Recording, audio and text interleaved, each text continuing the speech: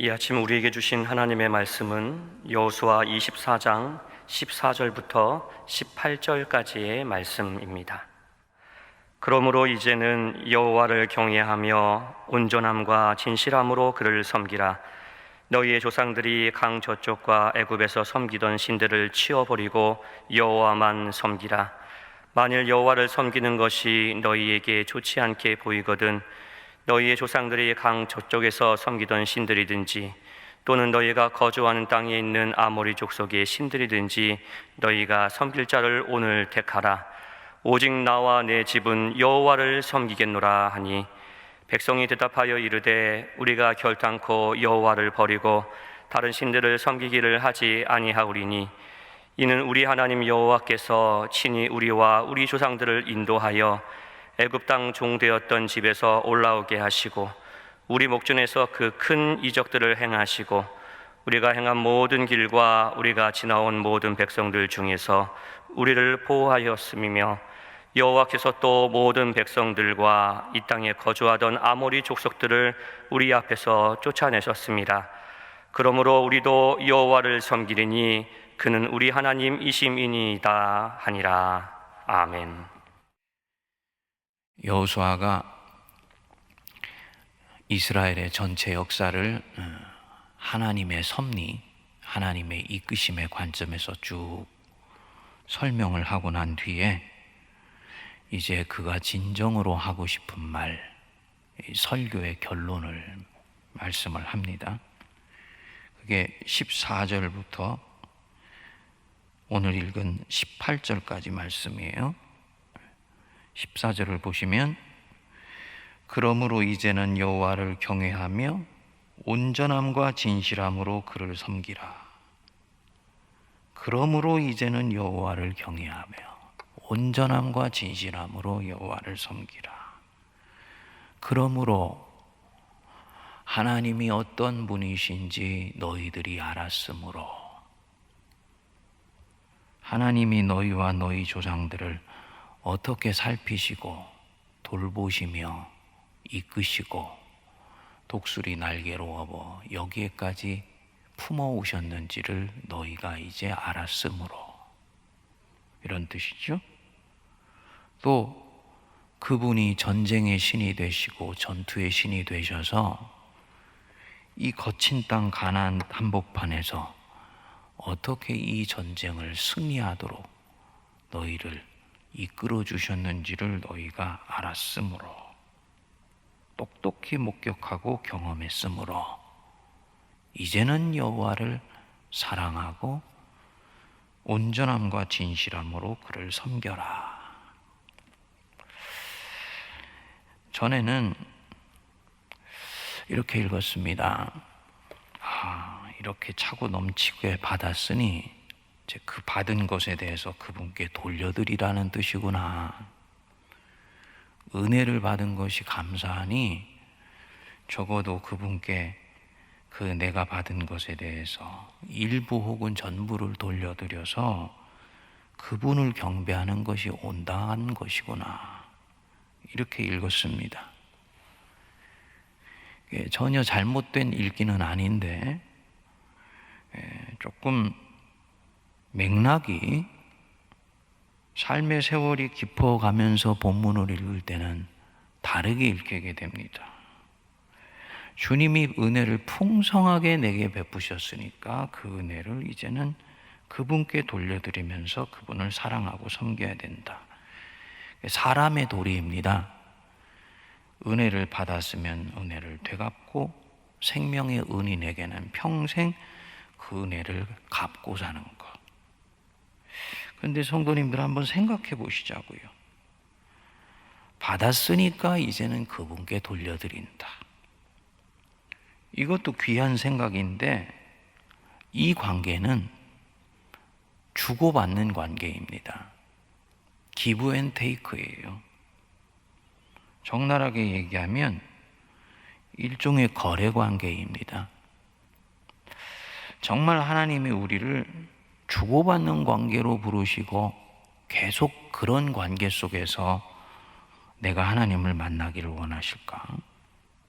혹은 이렇게 풍성하게 주시는 분이니까 그분께 더욱 순종하며 섬기며 살면 더 풍성하게 주실 것을 기대하면서 그분이 나에게 당신을 섬기라고 얘기를 하실까? 만일에 내가 그렇게 생각한다면 내 안에 지금 무슨 마음이 움직이고 있는 것입니까? 하나님이 무슨 마음을 나로부터 끌어내시는 것입니까? 정리되지 않은 욕망을 더 부채질하는 거지요.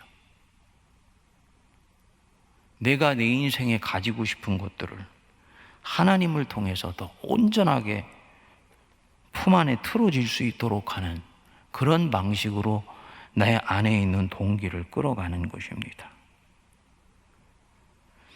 이제는 여호와를 경외하며 온전함과 진실함으로 그를 섬겨라. 너희들이 어떻게 사랑받는지를 알았으므로 이제는 여호와를 경외하며 온전함과 진실함으로 그를 섬겨라. 이것은 먼저 사랑해 주시고 먼저 베풀어 주시고 내가 주님께 무엇을 해드릴 수 있기 전에 선행적으로 은총을 베풀어 주시는 이유는 이 은총이 죄에 묶여 자유하지 못한 나를 풀어주는 힘이 있기 때문입니다. 광야 세월을 지날 때 주님이 내게 만나와 메추라기를 주셨다. 엄청나게 중요한 경험입니다. 이것은 이스라엘 백성들의 40년의 광야 역사에 대한 경험일 뿐만 아니고 모든 죄를 태어날 때부터 끌어안고 사는, 그래서 인생이 광야와 같은 세월로 시작되는 모든 인류에게 보편적인 경험이 될 수 있는 부분입니다. 그 광야 세월을 지날 때 주님이 만나와 메추라기로 먹이셨다. 이 영적 경험을 내가 진지하게 받으면 나는 무엇을 먹어야 되며 무엇을 입어야 되는지에 대해서 매여 사는 것으로부터 자유하기 시작합니다. 처음에는 생존에 대해서 염려하고 두려워했는데 광야에서 하나님이 다 먹이시고 입히시지, 살피시고 돌보시지. 그러면 그것에 대해서는 내가 염려하거나 걱정할 필요가 없지. 세상 사람들은, 내 육의 아버지 어머니는 너 살아남기 위해서 눈 시퍼렇게 뜨고 끊임없이 노력하면서 먹을 것과 입을 것을 챙겨야 돼 라고 얘기를 하시지만은 그것은 참교육이 아니지. 성경에 나오는 이 66권 속에 나오는 주님의 교육이 진짜 교육이지. 그분이 먹이시고 입히시는 것들을 내가 경험했으니까 나는 그것 때문에 매여 사는 것으로부터 조금씩 풀려나기 시작하는 것입니다. 처음부터 이렇게 되는 것은 아니죠. 연습이 필요하죠. 결단이 필요하겠죠.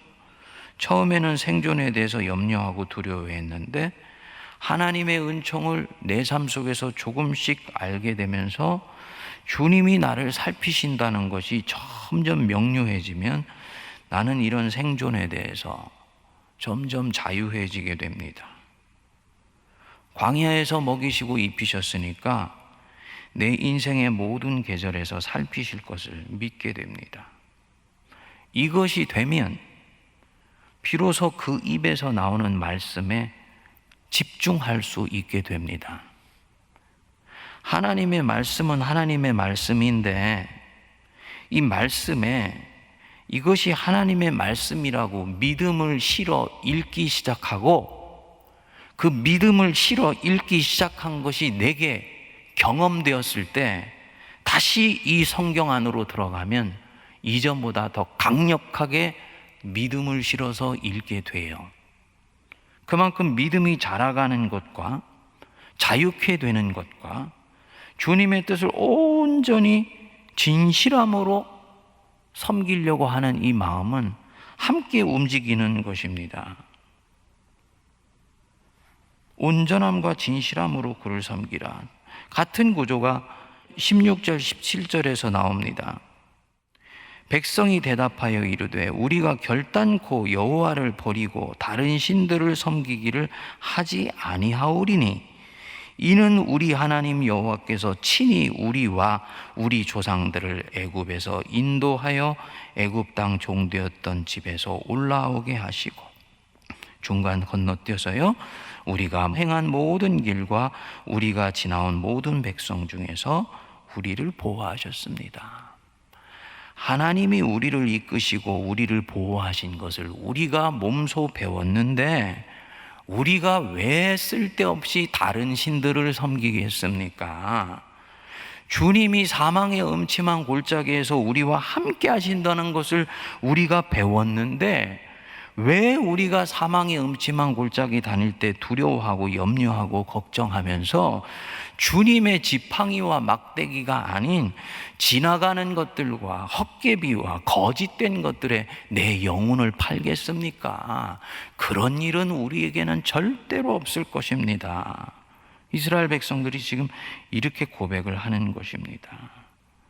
온전함과 진실함으로 하나님을 섬길 수 있다. 주님이 어떤 분이신지, 어떻게 나를 사랑하시는지를 알게 되면 비로소 이 진정한 섬김에 들어갈 수가 있게 되는 것입니다. 그래서 성도들이 반복해서 주님의 은총을 온몸으로 경험하는 것은 굉장히 중요한 부분입니다. 이게 됐을 때 새로운 삶의 방식이 가능해져요. 코로나에 나도 힘들죠.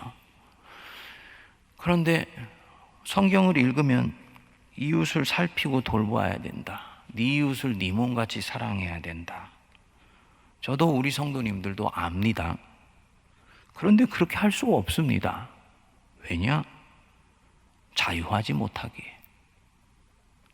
이웃을 사랑하는데 자유하지 못해요. 속에 두려움이 있기 때문입니다. 내 콩 한쪽 반으로 나눠 먹었다가 내일 내가 굶으면 어떻게 하지? 이런 마음이 드는 것입니다. 인류는 100년, 200년 전보다 훨씬 풍성합니다. 그런데 아프리카에 저 제3세계에 굶어 죽어가는 사람들이 깔려 있습니다. 이유가 뭐냐? 나누는 부분이 점점 더 옹색해지기 때문이죠. 왜 옹색해질까요? 사람들의 마음속에 나누지 못하게 하는 이 두려움들이 강하게 역사하고 있기 때문이에요. 근데 그리스도인이 되면 하나님의 은혜가 구체적으로 내 삶 속에 역사한다는 것을 내가 배우게 되면 달라집니다. 마이너스 통장에 점점 내가 빚이 늘어나요. 그런데 우연히 친구를 만났는데 이 친구가 이번 달 생계가 막막하다는 것을 이 코로나 속에서 알게 됩니다. 어떻게 해야 되냐? 하나님 모르고 자기 인생이 그분에 의해서 돌봄받고 있다는 것을 모르는 사람, 즉 홀로 살아가야 되는 사람은 약간의 온정을 베푸는 정도밖에 할 수가 없습니다. 이게 이 사람의 온정의 한계입니다.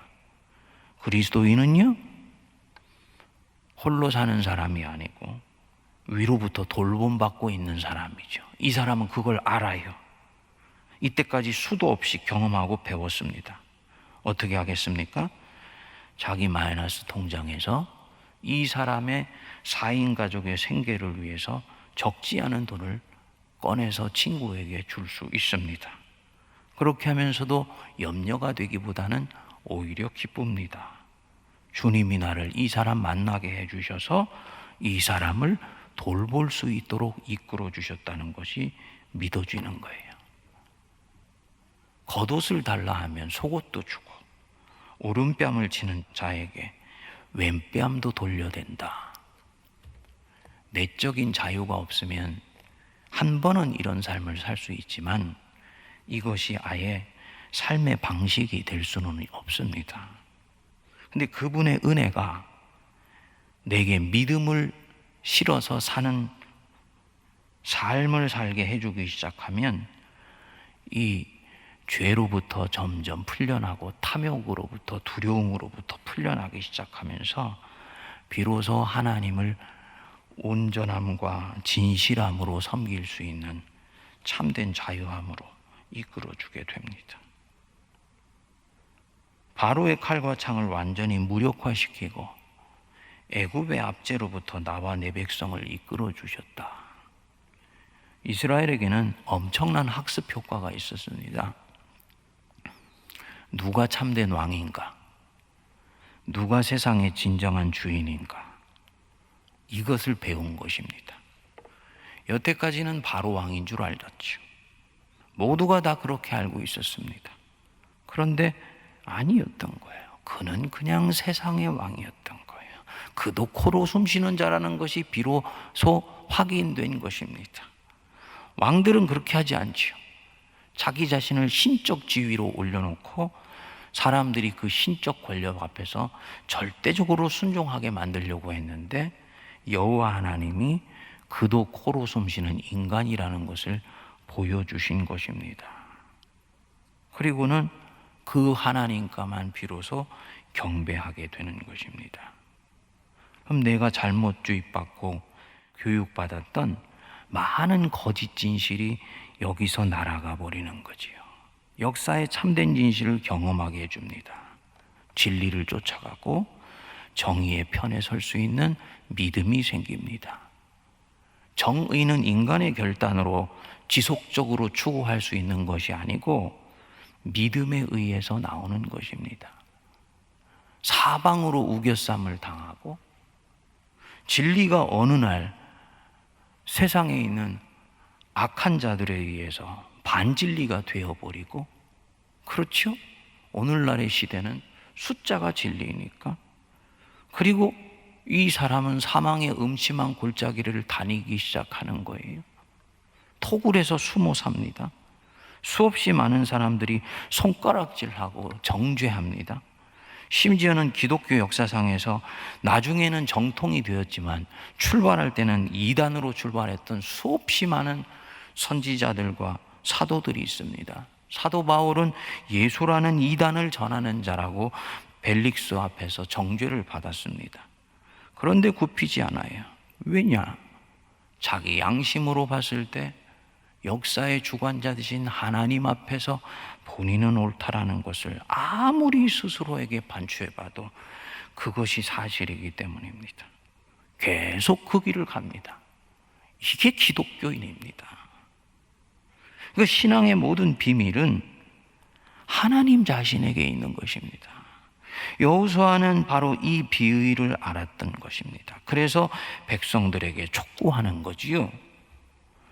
15절에 만일 여호와를 섬기는 것이 너희에게 좋지 않게 보이거든 너희 조상들이 강 저쪽에서 섬기던 신들이든지 또는 너희가 거주하는 땅에 있는 아몰의 족속의 신들이든지 너희가 섬길 자를 오늘 택해라. 너희들은 다 너희들 가나안 땅과 아모리 족속의 신들 섬기려면 섬겨라. 나와 내 집은 여호와를 섬긴다. 그분이 참신이고 그분이 바로 살아계신 여호와 하나님이시기 때문이다. 진정으로 자기가 섬길 자, 진정으로 자기가 경배할 자를 이 지난 출애굽에서 광야 40년을 통해서 배운 것입니다. 꿈틀꿈틀 살아 역사하는 신앙이에요. 성도님들, 이 코로나 속에서 우리가 바로 이 여호수아가 가졌던 이 신앙과 이 믿음을 배울 수 있게 되기를 바랍니다. 한국 기독교는 지금 혹독한 시련의 시기로 접어들고 있습니다. 저는 하나님이 하시는 모든 일에는 한치의 오차도 없다고 믿습니다. 주님이여 체질하시는 것입니다. 사단이 시몬아 시몬아 사단이 너를 밀가부르듯 하려고 체질하였다. 그러나 내가 너를 위하여 기도하였다. 이 시련과 혹독한 어려움의 시기 속에서 오히려 우리의 믿음은 더 하나님의 은혜를 풍성하게 경험하여서 나와 내 집은 세상이 어떻게 가든 여호와만 섬긴다. 하나님의 편에 선다. 그분의 진리의 편에 서서 이 걸음을 끝까지 걸어가리라. 올곧은 믿음에 설 수 있게 되기를 기도합니다. 함께 기도하겠습니다. 지금은 우리 주 예수 그리스도의 크신 은혜와 하나님 아버지의 무한하신 사랑하심과 성령님의 위로교통 감동 감화 역사하심이 세상의 모든 사람은 하나님께로부터 돌아설지라도 오직 나와 내 집은 하나님 여호와를 섬기겠노라 올곧게 다짐하며 오늘도 세상 한복판으로 나아가는 거룩한 주의 백성들 머리 위에 피로 값주고 사신 세문안 교회와 한국 교회와 이 나라 이 민족과 저북녘과 온 우리 위에 이제로부터 영원토록 함께하옵시기를 간절히 축원하옵나이다. 아멘.